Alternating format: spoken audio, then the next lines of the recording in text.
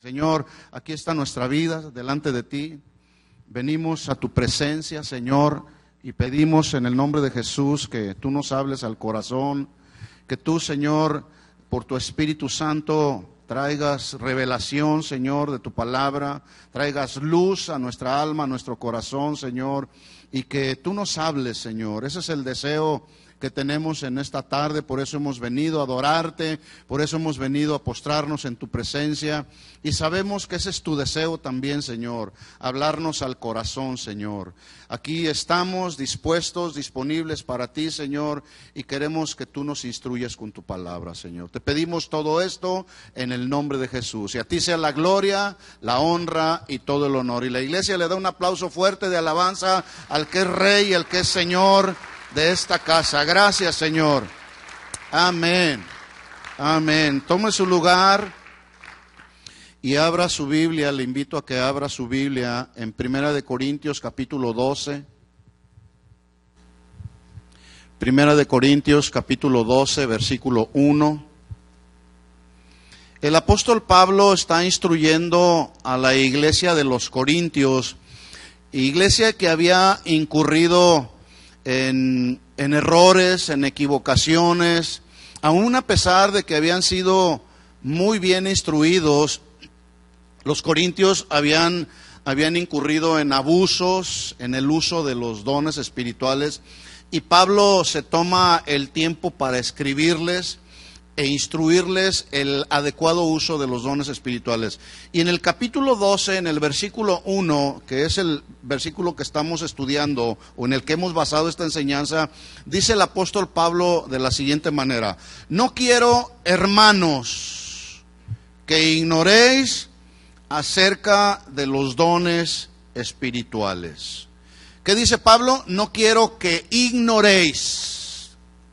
Déjeme decirle que la ignorancia acerca del adecuado funcionamiento de los dones espirituales llevó a la iglesia de los Corintios en el tiempo de Pablo, pero llevó a la iglesia de los Corintios en aquel tiempo, y en este tiempo sigue sucediendo lo mismo, a pesar de que han pasado años, sigue sucediendo lo mismo. ¿Qué está pasando? Hay excesos y hay abusos en el uso de los dones espirituales. Hay personas que suponen y piensan que porque empiezan a temblar y les tiemblan las manos, son manifestaciones de los dones espirituales. Pero déjeme decirle que las emociones que no se saben controlar pueden llevar a los excesos a las personas y hacerlos suponer que eso es una manifestación espiritual, ¿verdad? ¿Todo por qué? Por ignorancia. Pero el deseo de nuestro corazón es aprender la verdad que está establecida en su palabra acerca del adecuado funcionamiento de los dones espirituales. ¿Para qué? Para que cuando fluyen los dones espirituales en la congregación podamos hacerlo con la verdad, podamos hacerlo en el orden que requiere el asunto. Así que, como en el tiempo de Pablo, el día de hoy ha habido excesos y abusos en el uso de los dones, por lo tanto, debemos de tener cuidado. Cuando seamos expuestos a las manifestaciones del Espíritu, debemos discernir lo falso de lo verdadero. Y lamentablemente, el espíritu de discernimiento en la iglesia se ha perdido en muchos casos, en muchas personas. La gente no discierne lo falso de lo verdadero, y muchos se comen lo falso y hacen a un lado lo verdadero. Pero un creyente que es espiritual no se come el don, se come el fruto, porque realmente lo que alimenta a un cristiano es el fruto, no son los dones. Los dones son regalos de Dios, y esos tienen que fluir en el orden de Dios. Y tienen que fluir bajo la línea de Dios, bajo los principios de Dios. Alguien puede tener dones extraordinarios o aún dones muy espectaculares, pero no alimentar a nadie.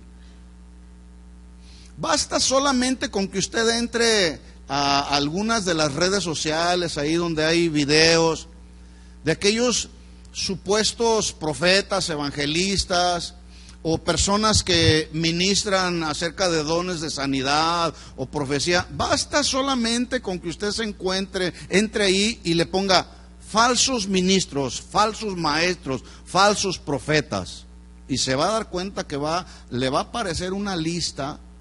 Y si usted se toma un tiempo para tratar de ver cuánta cosa, cuánto exceso y cuánto abuso hay en el mal uso de los dones, usted se va a dar cuenta que no le va a alimentar. Yo eventualmente digo, a ver, ahora qué está pasando. Entonces de repente voy ahí a las redes sociales y empiezo a ver algo, y no aguanto a veces ni 5 minutos. Porque es un despliegue de espectacularidad que no tiene nada que ver con lo espiritual. Y yo quiero que no me vaya a malinterpretar. Y no es que nosotros somos bien espirituales y menospreciamos a alguien más. No se trata de eso. Se trata de alinearnos a lo que dice la Biblia, nada más. Por eso yo le decía hace un momento, el espíritu de discernimiento tenemos que tenerlo muy, muy latente en nuestras vidas, bien encendido, para poder discernir tanto de lo falso que se está viendo en el día de hoy, y se seguirá viendo más. Yo creo que todavía no lo hemos visto todo, ¿verdad? Entonces, tenemos que estar listos cuando somos expuestos a la manifestación de los dones espirituales y discernir si lo que estamos percibiendo, discerniendo, entendiendo, viviendo es verdadero o es falso, ¿sí? Jesús dijo, hablando de los falsos profetas, Él dijo, por sus frutos, ¿qué? ¿Por sus frutos qué? Los conoceréis. Entonces, el fruto es el que fortalece, el fruto es el que afirma, el fruto del Espíritu, ¿sí? Así que los métodos van a cambiar, pero los principios de la palabra nunca van a cambiar. Isaías profetizó diciendo, sécase la hierba, marchítase la flor, mas la palabra de Dios permanece para siempre. Jesús lo ratificó en Mateo 24 diciendo, el cielo y la tierra pasarán, pero mis palabras no pasarán.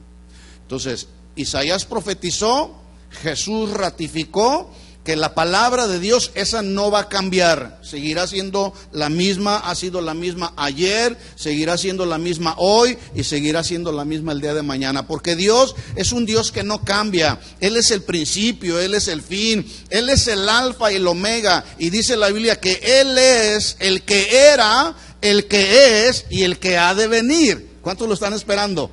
Él es el único Dios, y nuestra vida debe de estar escondida en Dios, y nuestra vida debe de estar enfocada en Dios, en Jesús, quien es el autor y el consumador de nuestra fe. Porque cuando nos establecemos en la fe de Dios y no en nuestras emociones, entonces estamos caminando por camino seguro, y ya no hay el riesgo de podernos desviar para un lado y para otro. Entonces, hemos venido dándole respuesta a una pregunta: ¿cómo podemos conocer la verdad acerca del uso adecuado de los dones espirituales? La respuesta es conociendo los principios que el Señor ha establecido en su palabra para el uso adecuado de los dones espirituales, y entonces así poder discernir la verdad de lo falso. Ya empezamos a estudiar algunos principios acerca del uso adecuado de los dones. El primero que estudiamos fue, ya no voy a abundar, solamente lo voy a mencionar para darle continuidad al tema. El primero que estudiamos fue, número 1, cada creyente tiene su propio don o dones. Este primer principio está sustentado a través del apóstol Pablo, que lo escribió en la Biblia, en 1 Corintios 12:7 dice, pero a cada uno le es dada la manifestación o la expresión del Espíritu para provecho, a cada uno. Entonces se confirma este principio: a cada creyente o cada creyente tiene su propio don o sus propios dones. Este principio también se confirma en 1 Corintios 12:11, cuando Pablo dice, pero todas estas cosas las hace uno y el mismo Espíritu, repartiendo a cada uno en particular como Él quiere. En particular como Él quiere. El segundo principio que estudiamos ya es el propósito de los dones no es para el beneficio de una persona o de un ministro. El propósito por el cual Dios ha repartido dones a la iglesia es para el beneficio de la iglesia, para el beneficio de otros. Pablo dice en 1 Corintios 12:7, a cada uno les dada la manifestación del Espíritu para provecho de la iglesia. Algunos han malinterpretado diciendo, yo tengo don de sanidad para mi provecho. Pero ¿se puede usted imaginar a alguien que tiene don de sanidad solamente usándolo para provecho personal? Hasta cierto punto es ilógico e incongruente. La palabra provecho es la palabra del griego que se traduce llevar juntos, contribuir mutuamente, hacer útil, en este caso el don, a todos. Y ahí está la clave precisamente en la traducción de esta palabra provecho. Este mismo versículo, 1 Corintios 12:7, pero en la versión Palabra de Dios para Todos dice mucho más claro. Dice así, el Espíritu se muestra de manera diferente en cada uno para beneficio de todos. Así que si Dios a ti te ha dado un don, no es para tu beneficio personal, es para el beneficio de todos. ¿Para quién es? Para el beneficio de todos. Y yo no tengo duda, no me cabe la menor duda, que a cada uno Dios les ha dado algún don. El don, se mencionan más o menos 20 dones diferentes, ahorita los voy a mencionar. Tenemos a nuestra disposición más o menos 20 dones que Dios ha repartido a la iglesia para el beneficio y el provecho y la edificación saludable de la iglesia. Pero se ha abusado de ellos. Por eso hay que estudiar el correcto y buen funcionamiento de los dones. Número 3, aquí es donde entramos ya en el siguiente principio. Acuérdese, los principios no cambian, porque la palabra de Dios no cambia. Los métodos sí, ¿verdad? Por ejemplo, un principio bíblico es, vayan y prediquen la palabra del Señor. ¿Cuántos saben que este es un principio claro? No se puede refutar este principio. Id y predicad el evangelio a toda criatura. ¿Cuántos predican el evangelio? Bueno, ese es el principio. El método, cada quien lo hace conforme el Espíritu Santo lo guía. Algunos lo pueden hacer entregando folletos. Algunos otros lo pueden hacer tocando una puerta ahí de tu vecino. Algunos otros lo pueden hacer ahí con tu compañero de trabajo, con el que convives todos los días. Algunos otros, los jóvenes, por ejemplo, lo pueden hacer de persona a persona ahí con los mismos compañeros del trabajo. En fin, los métodos, esos cada uno los vamos desarrollando conforme Dios nos va guiando. Pero el principio es, vayan y prediquen el evangelio. Ese es el principio y ese no ha cambiado hasta la fecha, ni cambiará. En tercer lugar, otro principio que encontramos para el adecuado funcionamiento de los dones es, el creyente, escuche muy bien esto, no decide cuáles son sus dones, sino Dios. Muy fundamental este principio. Un creyente no decide en qué don va a funcionar, porque no sé por qué razón, pero los dones que son visibles, como que la gente quiere funcionar en esos dones que son visibles. Y no quieren funcionar en los dones que son menos visibles. Por ejemplo, hay un don que no es visible, que es el don de la oración. No se ve. Pero hay un don que es visible, que es el don de presidir, que ya hablamos de eso. Yo estoy en estos momentos presidiendo, estoy al frente. Presidir significa aquel que está al frente, con un propósito, con el propósito de enseñar. Pero es un don visible, ¿verdad? También hay otros dones, por ejemplo, el don para enseñar a nuestros niños, el día de hoy allá están, no se ven. Pero ahí están nuestros maestros enseñando la palabra de Dios a sus hijos, ¿verdad? Pero este principio dice que ningún creyente decide cuál es el don en el que debe de funcionar. ¿Quién es el que decide? Dios. Dios es el que decide qué dones te va a dar. Porque al final de cuentas, el deseo de Dios es usarnos a todos. Pero Dios va a determinar con qué dones te quiere usar. Porque tú puedes decir, incluso en una ocasión alguien me dijo, a mí Dios me llamó a la predicación, a presidir. Pero no estudiaba la Biblia. Bueno, Dios te llamó, tú te llamaste. Hay una gran diferencia entre el que es llamado y el acomedido. El que es llamado a ministrar en cualquier área de la iglesia, en cualquier ministerio, ese que es llamado permanecerá aún a pesar de las pruebas, aún a pesar de las necesidades, aún a pesar de las tribulaciones, aún a pesar de las luchas, aún a pesar de todo lo que venga. El que es verdaderamente llamado por Dios, ese va a permanecer fiel, leal al llamado de Dios. El acomedido no. El que es acomedido, cuando sus expectativas personales, motivaciones personales ya no le convienen, ese se va. Y dice, no, mejor dejo el ministerio, esto no es para mí, me voy con mi música a otro lado. Y se van, porque son acomedidos. Así que, muy importante este principio, mis hermanos. El creyente no decide cuáles serán sus dones, sino Dios. ¿Estamos claros en esto? Bueno, ¿cuántos saben que uno de los atributos de Dios es su soberanía? La Biblia dice que Él es soberano, ¿sí? Y hay quienes, por no entender la soberanía de Dios, asumen tener o contar con dones que Dios no les ha asignado. Porque no conocen, no entienden la soberanía de Dios. Por ejemplo, algunos afirman ser profetas de Dios cuando en realidad son falsos profetas de un mensaje de prosperidad.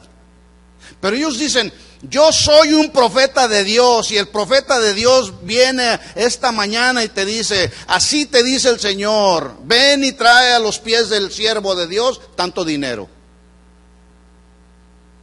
Asumen tener un ministerio o un don de profecía que Dios no les ha asignado. Pero lamentablemente mal usan o abusan de ese don, manipulando a la gente. De esto ya hemos hablado bastante y esto no es nada nuevo, es más de lo mismo, ¿sí? Por lo tanto, quiero tomarme un tiempo, unos breves minutos, para hablarle un poco acerca de la soberanía de Dios. En realidad pudiéramos hacer toda una serie hablando acerca de la soberanía de Dios, pero no vamos a entrar en ese tema por el momento porque no es el tema que estamos hablando. Pero sí necesito, para entender este principio, necesito que hablemos un poco de la soberanía de Dios. El creyente pues no decide cuáles son sus dones sino Dios, porque Dios es soberano. Diga conmigo, Dios es soberano. Nos guste o no nos guste, Dios es soberano. ¿Qué significa soberanía? Es el término que designa a Dios como aquel que es la autoridad suprema. No hay otra autoridad por encima de la autoridad de Dios. Porque si hubiera alguna autoridad por encima de la autoridad de Dios, entonces ya no sería soberano. Él es la autoridad suprema. Él tiene el poder y es un poder inapelable y es un poder irreprensible. Nadie puede decir, no estoy de acuerdo con el poder de Dios porque Él es todopoderoso. De hecho, ese es otro de sus atributos. El poder de Dios es inapelable e irreprensible. ¿Qué significa la palabra irreprensible? Que nadie tenga nada que reprender de nadie. Yo no tengo nada que reprenderle a Dios. ¿Usted sí?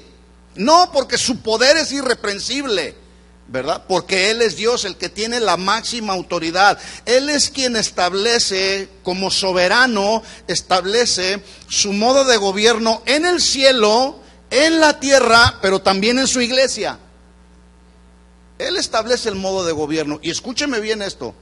Hay ministerios que se gobiernan a través del régimen democrático. pero hay ministerios que se gobiernan a través del régimen teocrático. Teocrático significa que Dios es el dueño de la iglesia y es el que gobierna la iglesia a través de sus principios.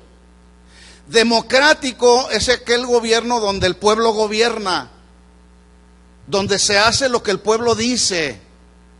Pero en la iglesia no funciona de esa manera. La iglesia debe de funcionar bajo el régimen teocrático, donde Dios es el Señor de la iglesia, es el que tiene la autoridad de la iglesia, Él es el que tiene el poder de la iglesia. En pocas palabras, Él es el dueño de la iglesia, porque Él es soberano.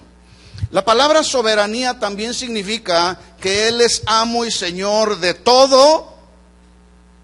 ¿Cuántos saben que Él es amo y Señor de todo? Pero también de todos. De todos los que son sus hijos y también de los que no son sus hijos. Porque la Biblia dice que Él abre su mano y colma de bendición a todo ser viviente, cristianos o no cristianos. Porque Él es soberano, ¿verdad? Él es el amo y Señor de todo y de todos, pero además soberanía también significa reconocer que Él es el creador de toda la tierra. De hecho, el rey David en el Salmo 24 dijo, de Jehová es. ¿Qué dijo David? De Jehová es.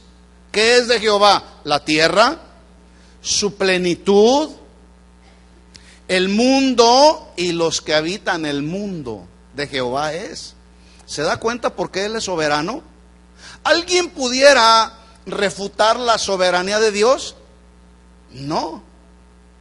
Nadie podemos refutar, nadie podemos reprender, nadie podemos apelar a la soberanía de Dios. Él es el Altísimo. Nosotros somos los terrenales. Y jamás los terrenales podremos ponernos al nivel del Altísimo. Sin embargo, algunas ocasiones, por no entender la soberanía de Dios, nos encontramos eventualmente refutándole su voluntad a Dios. ¿Por qué, Señor, pasó esto? ¿Por qué me sucede esto a mí, Señor? Porque Él es soberano. ¿Por qué hay algunas ocasiones que ha habido mujeres que con justa razón o injustamente, dependiendo de cada caso, dependiendo de la situación matrimonial que esté viviendo la mujer, algunas me han preguntado y me han dicho, ¿por qué el varón tuvo que ser la cabeza del hogar si no funciona adecuadamente en su responsabilidad como cabeza de hogar? Buena pregunta, ¿verdad? Y a veces las personas esperan que yo les dé una respuesta muy profunda, muy teológica. ¿Por qué tuvo el varón que ser asignado como la cabeza del hogar? La respuesta simple es, porque Dios es soberano. Su autoridad no hay que refutarla, no hay que cuestionarla, porque Él es soberano. El profeta Isaías, hablando de parte de Dios, él dijo, así dice Jehová Dios. Y le digo una cosa, el profeta Isaías es uno de los profetas verdaderos. Así dice Jehová Dios, creador, otro atributo de Dios, Él es creador. Creador de los cielos, y Él es el que despliega, el que extiende la tierra y sus productos. Él es el que da aliento al pueblo que mora sobre ella y espíritu a los que por ella andan. Si no fuera porque Dios, cuando creó al hombre, sopló el aliento de su vida, usted y yo no estaríamos simplemente aquí, mis hermanos. Éramos solamente polvo, éramos solamente barro y barro barato. Pero la gran diferencia la hizo Dios soplando en el hombre el aliento que dio vida. Y si no fuera por el aliento que nos dio vida, usted y yo seguiríamos muertos en nuestros delitos y pecados. También Isaías profetizó, Dios hablando a Israel a través del profeta Isaías y diciendo lo siguiente, escuche bien, A todos los llamados de mi nombre, para gloria mía los he creado. Escúchame bien, hermano. Tú y yo estamos en este planeta para la gloria de Dios, para darle gloria y honra al que nos ha creado. No estamos para satisfacer nuestros deseos personales. No estamos para satisfacer los deseos de nuestra carne. Para gloria de Dios nos ha creado. Por eso debemos darle gloria a Dios en nuestra vida. A los llamados de mi nombre, para gloria mía los he creado, los formé y los hice. Yo, Jehová, fuera de mí no hay quien salve, para que se sepa desde el nacimiento del sol y hasta donde se pone que no hay más que yo. Yo, Jehová, ninguno más que yo. Mire lo que dice lo siguiente, Isaías 45:7. Yo formo la luz. ¿Quién formó la luz? En el principio creó Dios los cielos y la tierra, dice la Biblia, y la tierra estaba desordenada y vacía. Y dijo Dios, sea la luz. Y fue la luz. Ese es el poder soberano de Dios, mis hermanos. Y dice entonces ahí Isaías, yo formo la luz, yo creo las tinieblas, yo hago la paz y creo la adversidad. Cuando alguien no entiende la soberanía de Dios, él solamente quiere experimentar paz en el corazón, pero a veces no queremos experimentar la adversidad que nos viene a nuestra vida para Dios formar nuestro carácter. Pero déjeme decirle que dice la Biblia ahí que Él es el que crea la luz, Él es el que hace la paz, pero también Él es el que crea la adversidad que viene a nuestra vida. Así es que más nos vale alinearnos al poder soberano de Dios. Porque si te vino adversidad o si estás experimentando alguna prueba, alguna tribulación, alguna adversidad, tiene un propósito, porque Dios no hace nada solamente por hacerlo. Dios, dice la Biblia, que siempre cumplirá su propósito en mí, pero también en ti. Porque Él es soberano.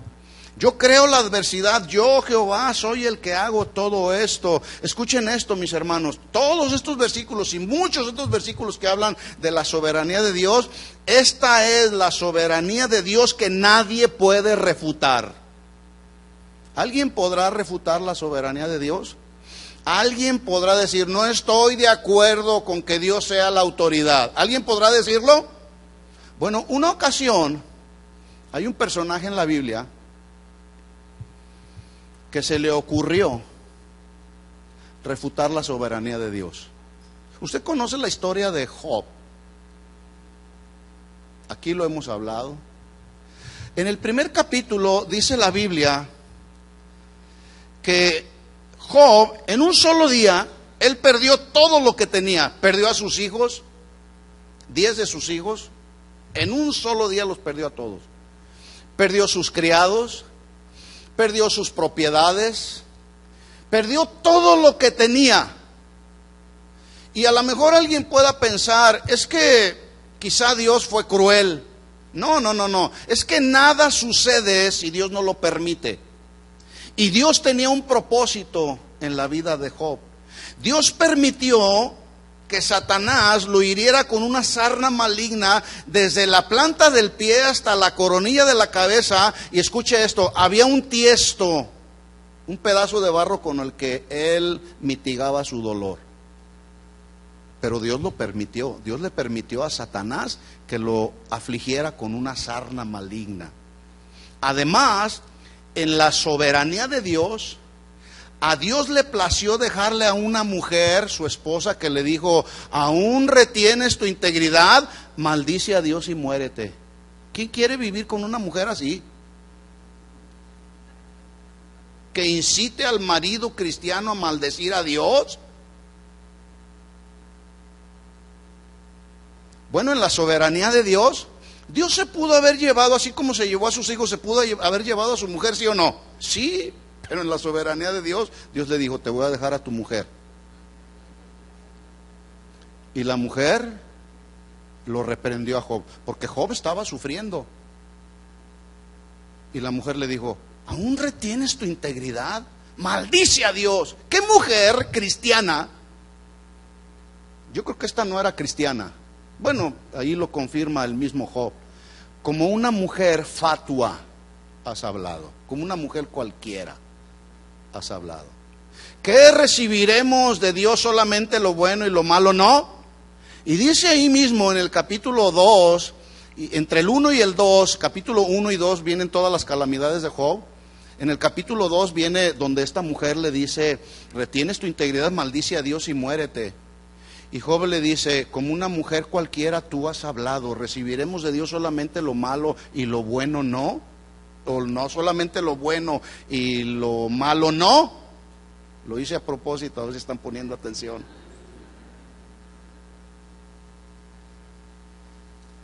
Entonces Dios tenía un propósito, ¿sí? Dice ahí la Biblia que en todo esto Job no pecó ni le atribuyó despropósito alguno a Dios. En otras palabras, Job sabía que había un propósito de Dios. Pero mire qué cosas. Estamos hablando de la soberanía de Dios. Y hemos comentado que nadie puede refutar, ni apelar, ni reprender la soberanía de Dios. Pero Job empezó a refutar la soberanía de Dios. Llegamos al capítulo 3 y empieza Job a hablar. Yo quiero voy a mencionar así rápido, no me voy a detener en todos los versículos, porque no tiene caso. Pero yo quiero que vea usted que pasaron solamente 2 capítulos. No sé cuánto tiempo haya pasado, la Biblia no establece cuánto tiempo. Hay una cronología que se habla claramente desde cuándo se escribió el libro de Job. Pero no hay claridad en la Biblia cuando estamos leyendo cuánto tiempo pasó entre el capítulo 1, 2 y llegamos al 3. Y mire la condición del corazón de Job, cómo estaba ya. Job capítulo 3, versículo 1 dice, después de esto, ¿después de qué? Pues de todas las calamidades que experimentó Job. Abrió Job su boca y maldijo su día. Mi hermano, cuando abrimos la boca, hay que abrirla con sabiduría. ¿Sí o no? Pero este Job abrió su boca y maldijo su día. Exclamó Job y dijo, perezca el día en que yo nací, y la noche en que se dijo varón es conocido. Sea aquel día sombrío, no cuide de él Dios desde arriba, ni claridad sobre él resplandezca. Aféenlo las tinieblas y sombra de muerte repose sobre el nublado. Que lo haga horrible como un día caliginoso. Esta palabra caliginoso se traduce tenebroso, deprimente, negro, oscuro. Esto era lo que había ya en el corazón de Job. Oiga, Job estaba amargándose, ¿sí o no? Sí. Versículo 11 dice, ¿por qué no morí yo en la matriz? ¿O por qué no expiré al salir del vientre? 13, pues ahora estaría yo muerto y reposaría y dormiría y entonces tendría descanso. ¿Por qué no fui escondido como un abortivo, como los pequeñitos que nunca vieron la luz? Oiga, estaba muy afectado Job. Sin lugar a dudas no estaba entendiendo la soberanía de Dios. ¿Quién estaba detrás de toda la aflicción de Job? ¿Quién? Dígalo, Dios, el Dios soberano. Pero Job no estaba entendiendo la soberanía de Dios. De aquí en adelante, del capítulo 3 hasta el capítulo 42, usted se va a dar cuenta que la vida de calamidades de Job es un subir y bajar de emociones, un ir y venir. Una serie de confusión, de conflictos, de emociones encontradas en el corazón de Job. Usted se va a dar cuenta del capítulo 3 en adelante cómo las emociones de Job iban de arriba hacia abajo. Mire lo que dice en el capítulo 12, ya Job empieza a proclamar el poder y la sabiduría de Dios. En el capítulo 16, Job se vuelve a quejar contra Dios. En el capítulo 19, Job vuelve a confiar en Dios, vuelve a confiar en que Dios le haría justicia. Mire cómo las emociones de Job iban de arriba hacia abajo. ¿Sí? En el capítulo 26, Job, escuche esto, empieza a proclamar la soberanía de Dios. Como que ya le estaba empezando a venir un destello acerca de un entendimiento de la soberanía de Dios. Pero llegamos al capítulo 30 y Job vuelve a lamentar su desdicha. Qué tremendo. No estaba entendiendo la soberanía de Dios. En el capítulo 30, versículo 20 dice: clamo a ti y no me oyes. Me presento y no me entiendes. Escuche, estaba hablándole a Dios. Estaba cuestionando la soberanía de Dios. Pregunta: cuando tú oras, ¿tú crees que Dios te oye? ¿Sí o no? Cuando tú clamas a Dios, ¿crees que Dios ve tu clamor, el clamor de tu corazón? ¿Sí o no? Job no lo estaba viendo.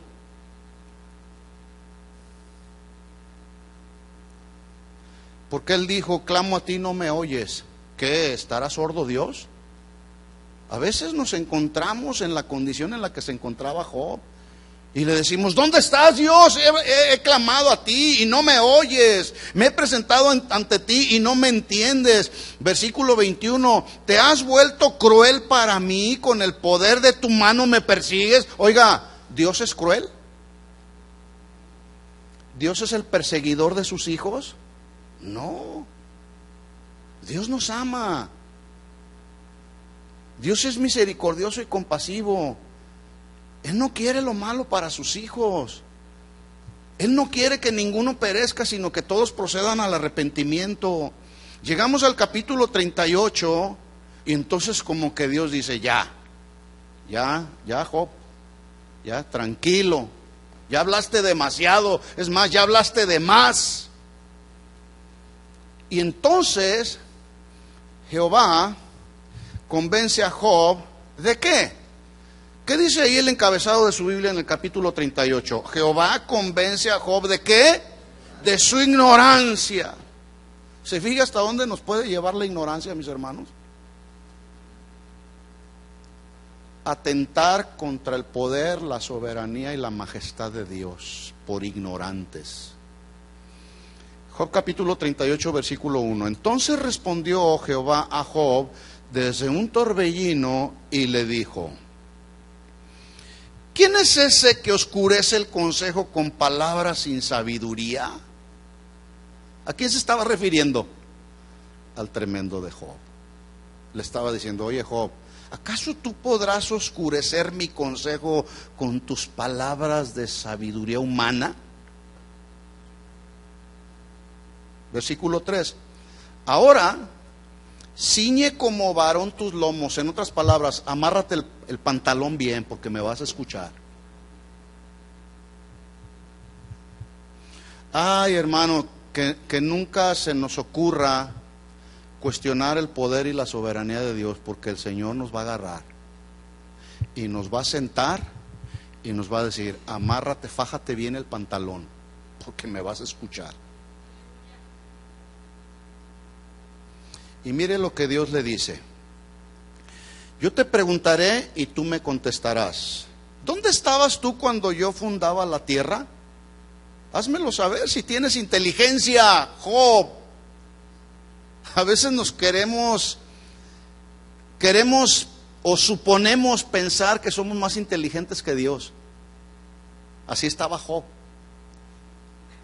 ¿Dónde estabas tú cuando yo fundaba la tierra? Házmelo saber si tienes inteligencia. Versículo 5. ¿Quién ordenó sus medidas si las sabes? ¿Cuántos saben que este planeta tiene medidas exactas? Dios las tomó, esas medidas, y esas medidas son exactas.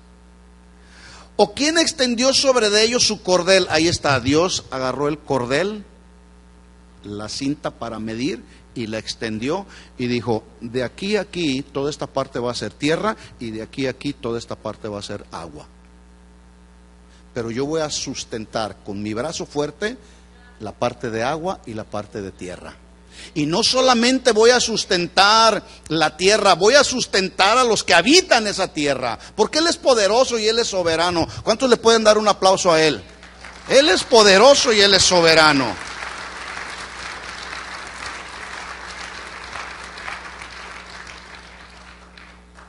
Versículo 6. Le pregunta a Dios a Job: ¿sobre qué están fundadas sus bases?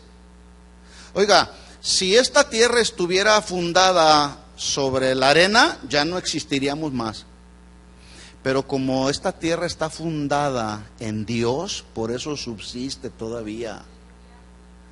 ¿Sobre qué está fundada sus bases? ¿Sobre quién puso su piedra angular? Versículo 18, capítulo 38, versículo 18. ¿Has considerado tú hasta la anchura de la tierra? Decláralo si sabes esto. 36, 38, 36. ¿Quién puso la sabiduría en el corazón? ¿O quién dio el espíritu al espíritu inteligencia?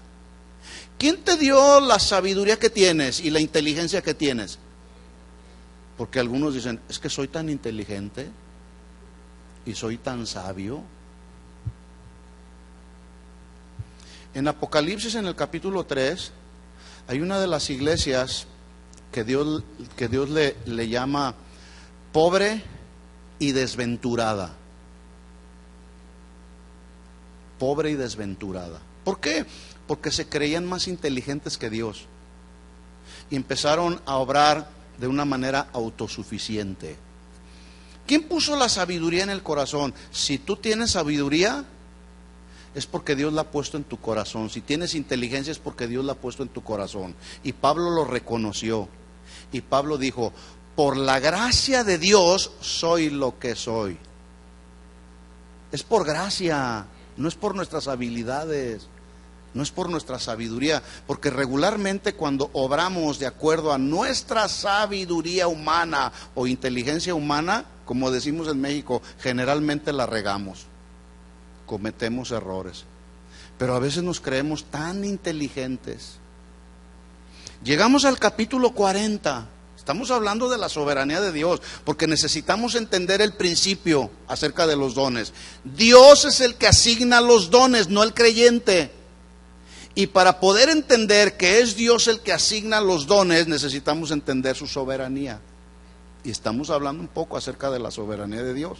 Llegamos pues al capítulo 40, versículo 1, y dice todavía Dios, además respondió Jehová a Job y le dijo, ¿es sabiduría contender con el omnipotente? Omnipotente. No hay ningún poder por encima del poder de Dios, porque Él es omnipotente. Y Dios está confrontando a Job y le está diciendo, oye, tu sabiduría humana no puede contender con el Dios que es omnipotente. Hermanos, no podemos contender con el Dios que es omnipotente, que es omnisciente y que es todopoderoso. No podemos, mis hermanos, lo vuelvo a repetir, lo que ya dije, Él es el Altísimo, nosotros somos los terrenales. No podemos ponernos al nivel de Dios. Nuestros pensamientos no son los pensamientos del Señor, ni nuestros caminos son los caminos del Señor. Por eso Dios profetizó y le dijo al pueblo de Israel, porque mis pensamientos no son sus pensamientos, ni mis caminos son sus caminos. Pero también Dios dijo, maldito el hombre que confía en el hombre. Yo decido poner mi confianza en el omnipotente. ¿Y usted? ¿Es sabiduría contender con el omnipotente? ¿Qué respondería usted? No es sabiduría. El que disputa con Dios, responda a esto. Entonces respondió Job a Jehová y dijo, he aquí soy vil. Ya le estaba viniendo luz al alma. Hasta el capítulo 40. ¿Cuánto tiempo pasó? No lo sé. Pero llegamos al capítulo 40 y como que le empieza a brillar la luz del reino de Dios a Job. He aquí que yo soy vil, ¿qué te responderé?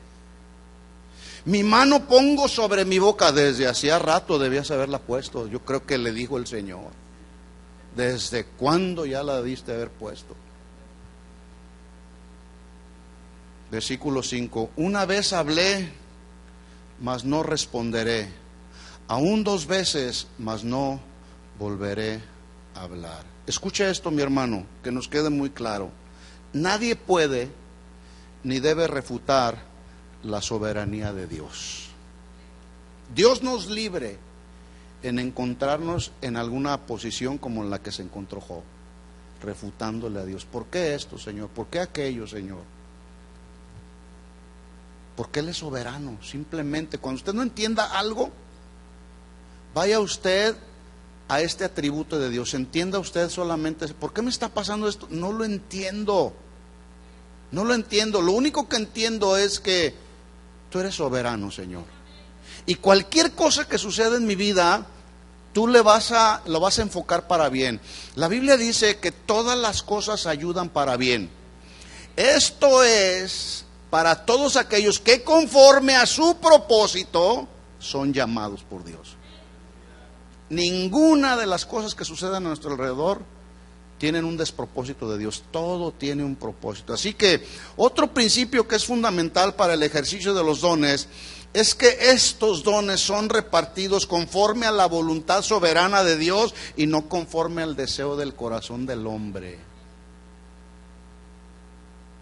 No hay ningún registro en la Biblia. Usted puede leer toda la Biblia y no va a encontrar un registro en la Biblia donde se afirme que alguien recibió un don por el mero hecho de desearlo, o menos aún por medios humanos. No hay un registro en la Biblia que pueda decir, yo recibí este don porque yo lo quería. La única vez que alguien intentó obtener un don por medios humanos fue en el libro de los Hechos, hablando de un hombre, un mago, que buscó el poder del Espíritu por la imposición de manos, pero les ofreció dinero a los apóstoles. Se llamaba Simón. De ahí que se conoce la doctrina de la simonía, que tiene que ver con el comprar los dones. ¿Sí? Mire lo que dice, le leo rápido, Hechos capítulo 8, versículo 18, si me acompaña ahí alcanza a llegar, Hechos 8, 18. Dice, cuando vio Simón que por la imposición de las manos de los apóstoles se daba el Espíritu Santo, ¿qué hizo? Les ofreció dinero. Una ocasión, ahorita me recuerdo, una ocasión empezaba yo ya a servir en el ministerio, en alguna área del ministerio, y por ahí se acercó alguien y me dijo, oye, quiero que me digas algo, ¿cuánto pagaste tú para estar en el ministerio? Le dije, oye, ¿eres cristiano? ¿Ya naciste de nuevo? ¿Usted cree que el ministerio se puede comprar? Porque hay quienes piensan que el ministerio se puede comprar. Mire, si usted me compra el pastorado, yo se lo vendo. Pero no se puede. No se puede, ni se debe. Lamentablemente hoy en la práctica hay quienes contratan. ¿Qué dije? Contratan ministros, servidores, levitas, músicos, etcétera. Los contratan. Antes de enfocarse si la persona en la que pusieron el ojo tiene un llamado de Dios, eso no les importa. Lo que les importa es contratar.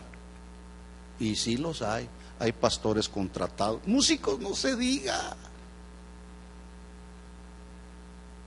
Iglesias donde le pagan al pianista, el pianista llega, toca y se va a la siguiente tanda, al siguiente evento, ¿verdad? Hermanos, entendamos esto de una vez y por todas y que nos quede bien claro, porque así es como funcionan los dones espirituales bíblicamente. Los dones no se pueden comprar con dinero. ¿Sí lo entiende? No se deben comprar con dinero. Mire la respuesta que Pedro le dio a este Simón, mago Simón, cuando dijo, denme el Espíritu Santo. Oiga, se oía bien, ¿eh? La intención era buena, pero el método no era el mejor. En otras palabras, él estaba tratando de poner en práctica una de las doctrinas de Nicolás Maquiavelo, de donde se deriva el nombre ese que todos conocemos, maquiavélicamente. Este Nicolás Maquiavelo, en el 1900 y tanto, él escribió un tratado de doctrina política. Eran doctrinas enfocadas hacia los políticos, ¿sí? Entre esos tratados estaban a manera de máximas. Entre esos tratados que escribió Nicolás Maquiavélico, él escribió uno que hoy se practica dentro de las iglesias cristianas, que se llama "El fin justifica los medios".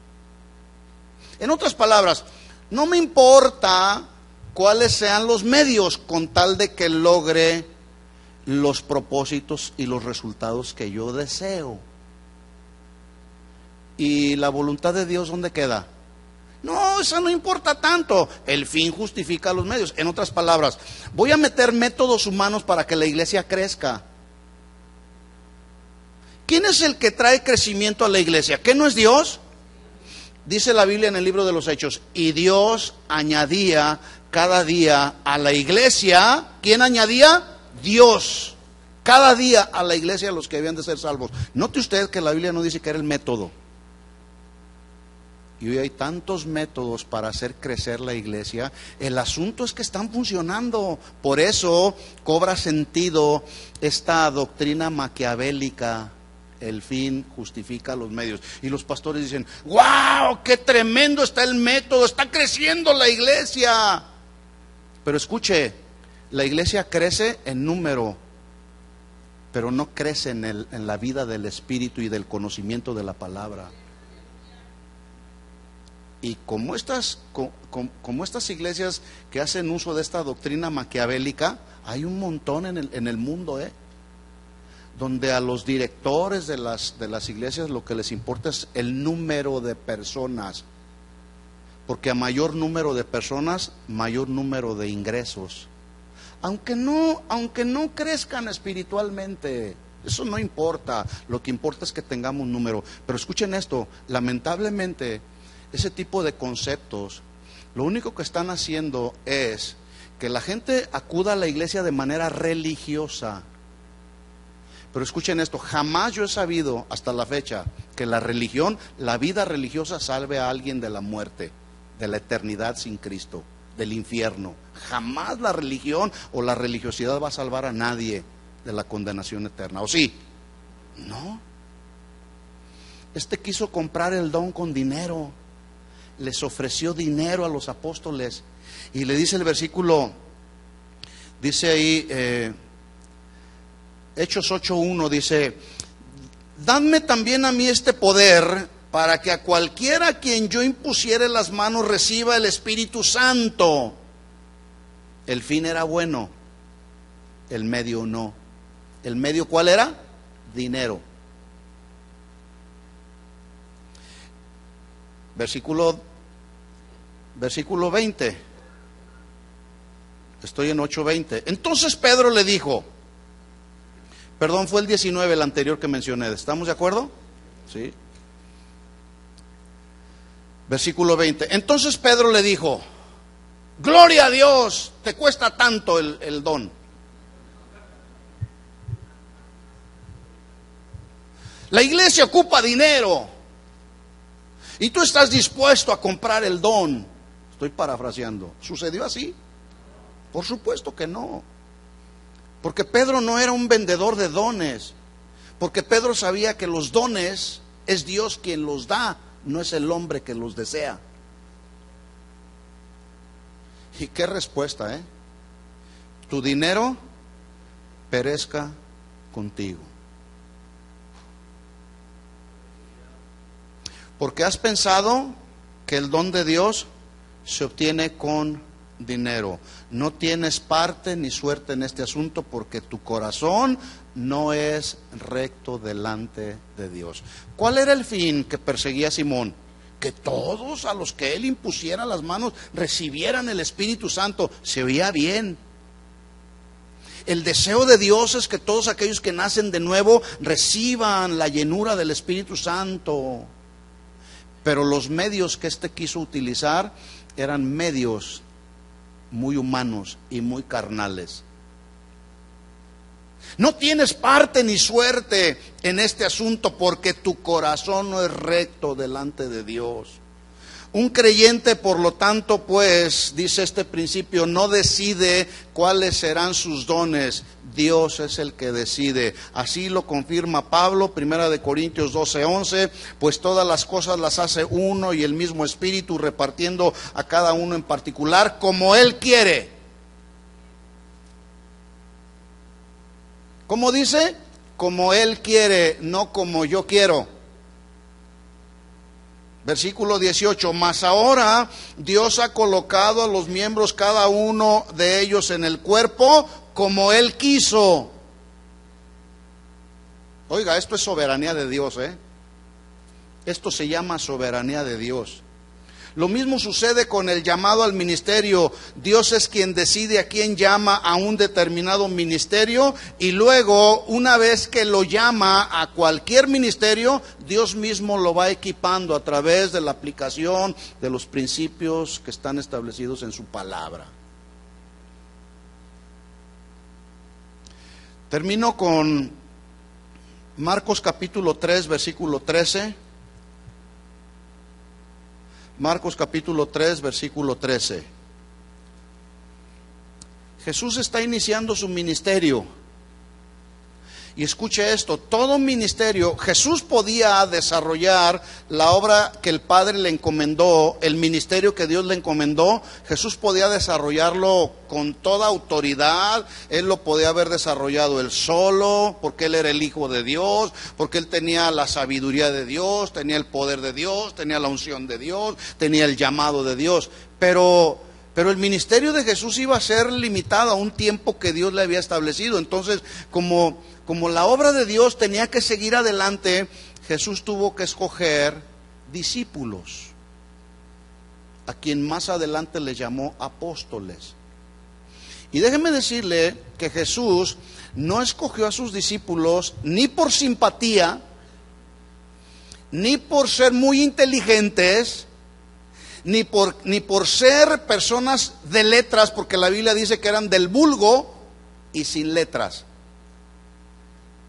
Jesús escogió a 12 discípulos comunes y corrientes, como cualquier otra persona. Escogió pescadores, escogió un cobrador de impuestos que nadie los quería porque eran corruptos y ladrones.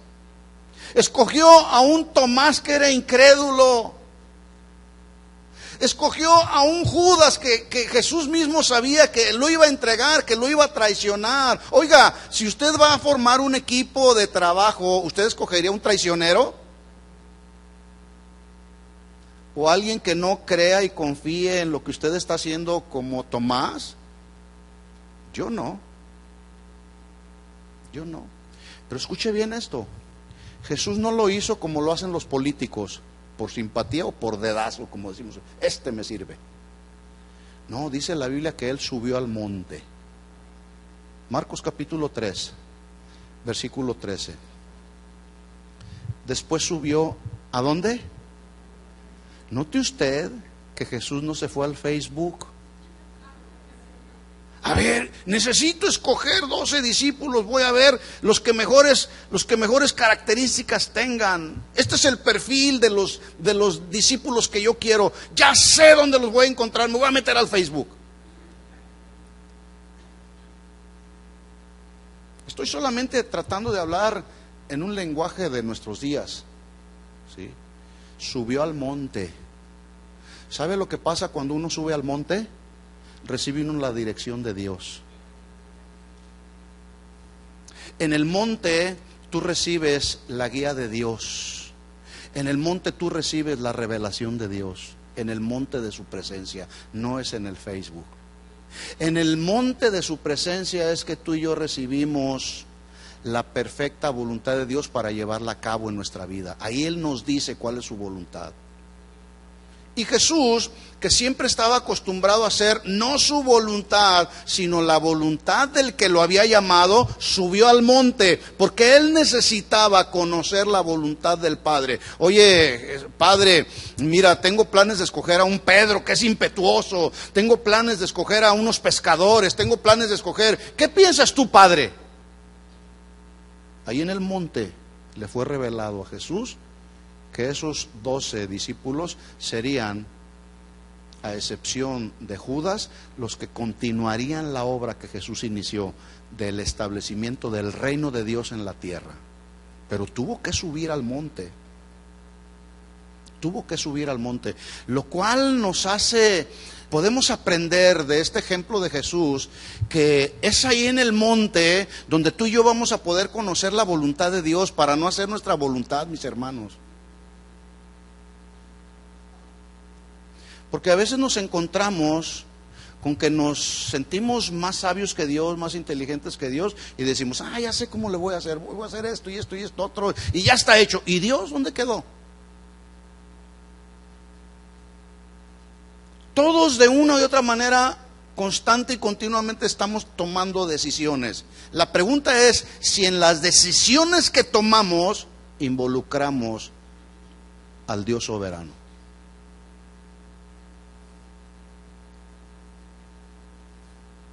Cada quien sabe. Donde esté tu tesoro, ahí estará tu corazón. Si Dios es el tesoro de tu corazón ahí va a estar con Dios. Pero si tu tesoro está en las cosas de este mundo, también ahí va a estar tu corazón. Y vas a hacer lo que te venga en gana. Jesús no lo hizo así. Jesús subió al monte y llamó así a los que Él quiso y vinieron a Él. Vinieron a Él, versículo 14, y estableció a 12 para que estuviesen con Él. Y le digo una cosa, cuando la Biblia dice para que estuviesen con Él, no significa que estaban ahí jugando, no significa que estaban perdiendo el tiempo. Cuando dice ahí que estuviesen con Él, Jesús empezó a instruirlos, Jesús empezó a llevarlos. Cuando Él predicaba la palabra, cuando Él imponía sus manos a los enfermos, liberaba a los endemoniados, Jesús los llevó en toda una escuela del ministerio para que estuviesen con Él. Y luego dice ahí, y para enviarlos a predicar. Primero tenían que ver al maestro, primero tenían que ser instruidos por el maestro, para entonces después instruir a otros. Por eso es que nosotros como padres primero tenemos que instruirnos con la palabra para poder instruir a nuestros hijos y que no se nos vayan al mundo.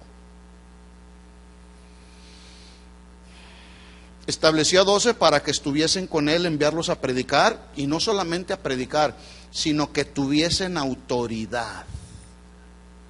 Ya dijimos que Él es la autoridad, y como Él es autoridad, Él delega autoridad a quien Él quiere, porque Él es soberano. ¿Sí? Entonces dice, estableció a 12, les dio autoridad para sanar enfermedades. ¿Quién es el que sana? ¿El discípulo o Dios? Dios es el que sana con la autoridad delegada de parte de Dios cuando las manos de los apóstoles son impuestas. Dice la Biblia, impondrán sus manos y los enfermos sanarán, pero sanarán por el poder de Dios, no por el poder del ser humano.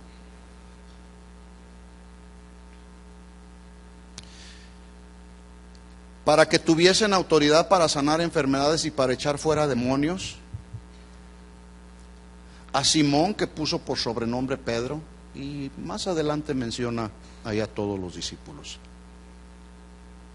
Hay quienes han sido engañados por el enemigo, haciéndoles suponer que porque desarrollan un ministerio, entre comillas, que no es visible, son tan insignificantes y de menor rango que aquel que tiene dones que son visibles. Mentira del diablo. ¿Sí sabía que eso es una mentira del diablo? Bueno, los corintios habían caído en ese engaño porque empezaron a menospreciarse los unos a los otros. Todos los dones, mis hermanos, son necesarios para que funcione el cuerpo de Cristo. Ninguno de los dones es más importante uno que otro. El pie no le puede decir a la mano, ya no quiero ser el pie, ahora voy a ser la mano. No, eres el pie y vas a seguir siendo pie. ¿Cuántos dicen amén? Aunque no diga amén, de todas maneras así es, porque Dios es soberano y Él lo estableció así en su palabra. El ojo no puede decirle a la mano, no te necesito. Tampoco la mano puede decir, ya no quiero ser la mano derecha, ahora voy a ser el pie izquierdo. No se puede, es imposible. Lo mismo sucede con los dones. El don que Dios te asignó, te lo asignó porque es su perfecta voluntad y en su perfecta soberanía Él desea que funciones con ese don. Una ocasión, estoy casi terminando, la Biblia narra, y se lo puedo dejar ahí de tarea como asignación, Números capítulo 16. Hubo un hombre llamado Coré, Datán y Abiram. Estos habían recibido de parte de Dios una asignación. Dios le dio dones a Coré, Datán y Abiram para que sirvieran como levitas en el templo. ¿Cuál era la asignación? Levitas en las diferentes labores del templo. Pero de repente les entró una mala semilla, la mala semilla que luego el enemigo viene a poner y dice, no, ¿cómo es posible? Tú, un levita, ¿por qué no eres el sacerdote? No, ¿cómo es posible? ¿A poco tú vas a ser solamente un mujer? No, tú puedes ser el pastor de la iglesia. Y empiezan las revueltas ahí. ¿Y sabe qué hizo Coré, Datán y Abiram? No crea que fueron con cualquier hermanito, fueron primero con los príncipes, luego fue con los sacerdotes. En otras palabras, fueron con los que tenían un rango de autoridad delegada por Dios. Y con ellos empezaron a sembrar su veneno de rebelión. ¿Cómo se llamó el veneno que sembraron? Rebelión. Y lo tremendo es que ni los príncipes, ni los profetas, ni los sacerdotes pudieron discernir el veneno que se les estaba inyectando, que era el veneno de la rebelión. No lo discernieron y dijeron, pues sí es cierto, de veras tú puedes ser el sacerdote. Vamos a rebelarnos. Usted conoce la historia, ¿verdad? Usted sabe cuál fue el fin de la historia de Datán, de Coré, Datán y Abiram. Y no solamente de ellos, de toda su familia. Se los tragó la tierra. ¿Por qué se los tragó la tierra? ¿Porque Dios es cruel? Por rebeldes. Pero antes, la autoridad que Dios había delegado sobre Moisés, como el caudillo, como la autoridad en Moisés y en Aarón, como el sacerdote, antes ellos fueron cuestionados, y me impactan mucho las palabras que Moisés le dice a Coré. Le dice, en otras palabras le dice, oye, ¿te parece poco que Dios te haya asignado como un levita del templo, que has menospreciado la asignación que te ha dado Dios y anhelas el sacerdocio? Y dijo él, sí, yo quiero ser el sacerdote. Bueno, ok, vamos a ir con Dios. Y lo que Dios diga. Porque Moisés sabía quién era el dueño, quién era el Señor de señores, el dueño de Israel. Y Dios resulta que asignó que Moisés, Aarón y todos los que él había escogido seguirían gobernando al pueblo de Israel. Por eso es que Coré, Datán y Abiram, su familia y todo su campamento se los tragó la tierra. Entendamos esto, mis hermanos. Los dones que Dios da a todos y cada uno, Dios nos los dio en base a su soberanía. Yo no puedo decirle a Dios, no estoy de acuerdo, Señor, en ser el pastor. Yo quería ser evangelista. No, Señor, yo no estoy de acuerdo en ser el pastor, yo quiero ser un profeta, Señor. No, hay una asignación que Dios nos ha dado a todos, y en esa asignación que Dios nos ha dado a todos hay que funcionar. ¿Estamos de acuerdo? Ahí hay que funcionar, te guste o no te guste, porque Él es soberano. Entonces mejor nos vale estar contentos con lo que Dios nos ha asignado y no decir, no, yo no estoy de acuerdo, yo quiero ese lugar o yo quiero ese otro lugar. Si Dios te lo da, qué bueno, pero no lo busques, y mucho menos a través de medios carnales, humanos y con sabiduría humana.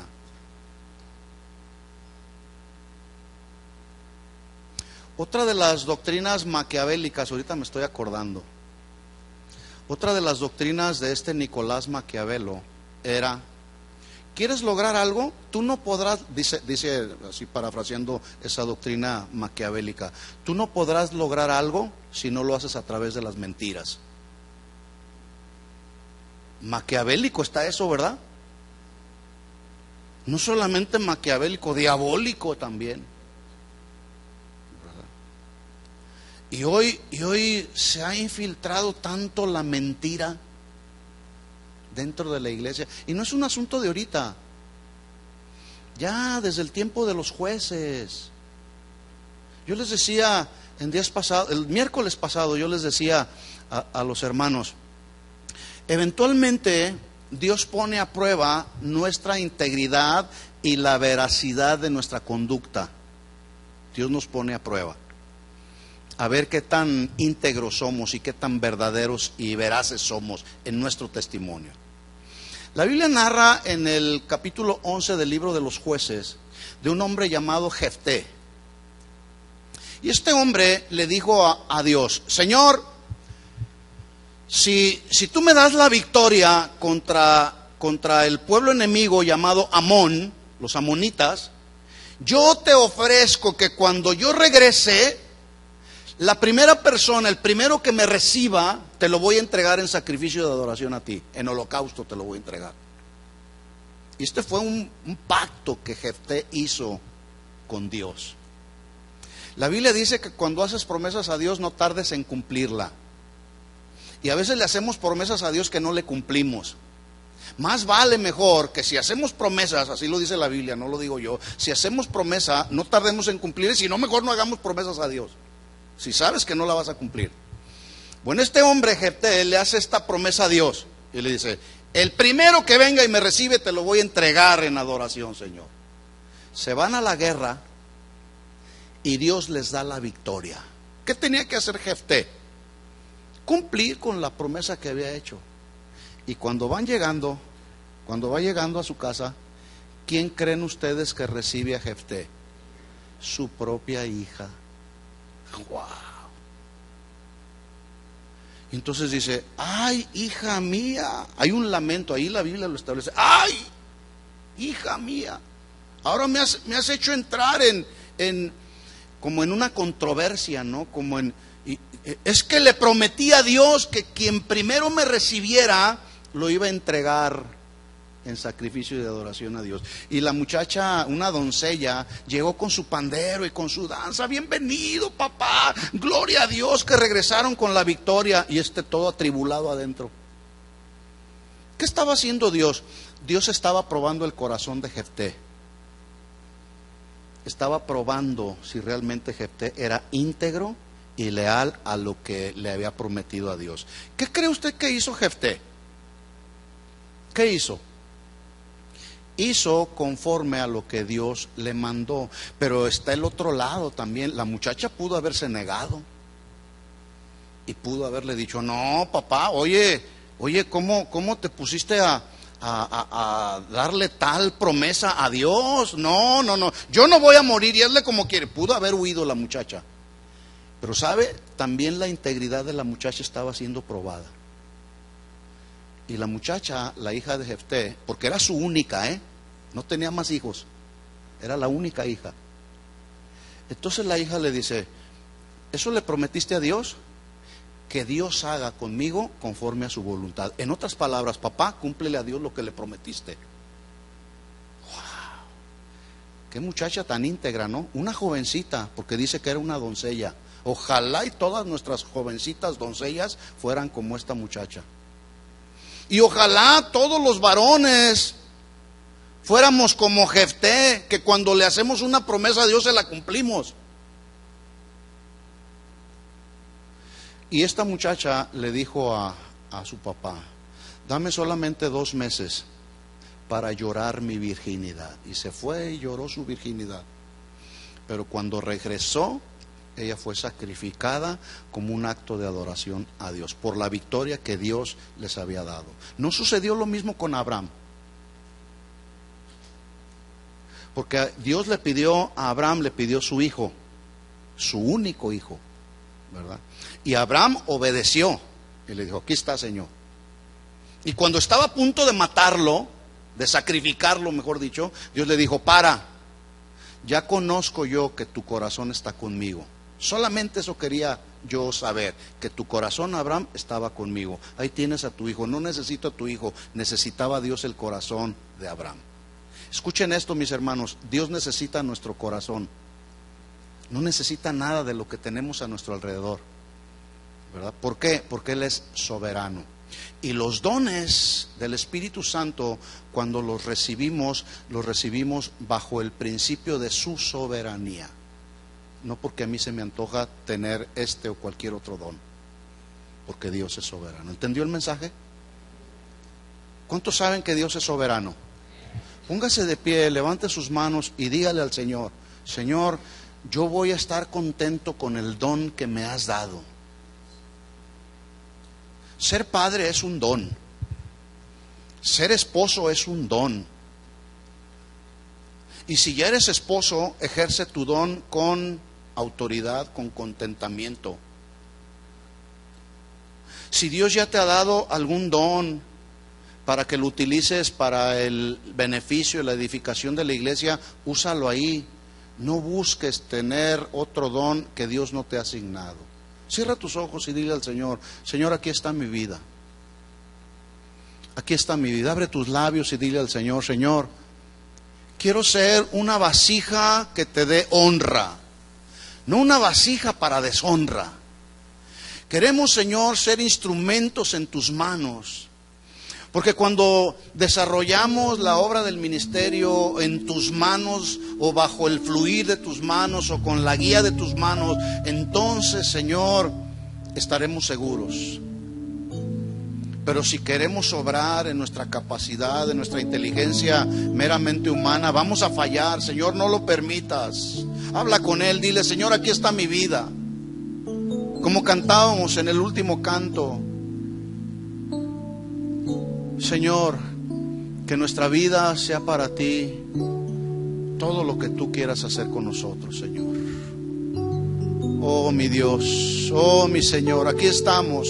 Ofrécele tu vida en sacrificio al Señor y dile: Señor, usa mi vida de acuerdo a los dones que tú me has dado. Si tú me llamaste, Señor, a presidir, ahí quiero estar. Si tú me llamaste a predicar tu palabra, ahí quiero estar, Señor. Si tú me llamaste a repartir de lo que tú me has dado, Señor, ahí quiero estar. Quiero fluir en ese don, Señor. Si tú me has llamado, Señor, a orar por los enfermos, a ir y visitar a los enfermos, a los huérfanos, a los que están en la cárcel, Señor, ahí quiero fluir. Si tú me has llamado, Señor, a dar una palabra, uno de tus mensajes a través de una palabra profética, ahí quiero estar, Señor. Quiero fluir en los dones que tú me has dado, Señor, para la edificación y el provecho de tu iglesia, Señor. No para beneficio personal, Señor, porque tú nos has asignado dones conforme a tu sabiduría, Señor. Y es así como queremos funcionar, porque queremos ser útiles en tu obra, Señor. No queremos ser vasijas de deshonra, Señor. Queremos ser vasijas para tu honra y para tu gloria. Aquí está nuestra vida, Señor. Perdónanos si hemos sido negligentes. Perdónanos si hemos anhelado en nuestro corazón algún lugar, Señor, que no nos corresponde. Queremos estar y funcionar en el cuerpo de Cristo conforme a tu perfecta voluntad, conforme a tu diseño, Señor. Así se haga, Señor, en nuestra vida, en el nombre de Jesús. En el nombre de Jesús. Gracias por cada familia representada en este lugar, Señor, y por los que tú añadirás cada día a tu iglesia, los que han de ser salvos, Señor. Que podamos día con día edificarnos con tu palabra, Señor, en el nombre de Jesús. A ti damos gloria, a ti damos honra, a ti damos honor. Alaba al Señor, iglesia. Dile al Señor: Señor, queremos que tú seas el Rey, el Señor de nuestra vida, que tú seas el que gobierne nuestros pasos, Señor. Que tú seas, Señor, el que guíes nuestros pasos por las sendas de tu palabra, Señor, por lugar seguro, Señor. Que tu palabra nos vaya guiando cada día, Señor. Si somos padres, ahí queremos funcionar, Señor. Si somos hijos, también queremos honrar a nuestros padres. Si somos un esposo, una esposa, queremos honrar el matrimonio, Señor, en el nombre de Jesús, para que en todo lo que hagamos tú seas exaltado y seas glorificado. Que así sea, Señor. Y la iglesia del Señor dice amén y amén. Dale un aplauso fuerte de alabanza a nuestro Señor Jesús. Aleluya. Aleluya, Señor. Oh Dios, tú eres el Señor de la iglesia. Tú eres el dueño de la iglesia. Tú nos compraste a precio de sangre. Tú pagaste el precio, Señor, por nuestro rescate. Y tú nos justificaste, Señor. Gracias. Gracias, Señor. Amén.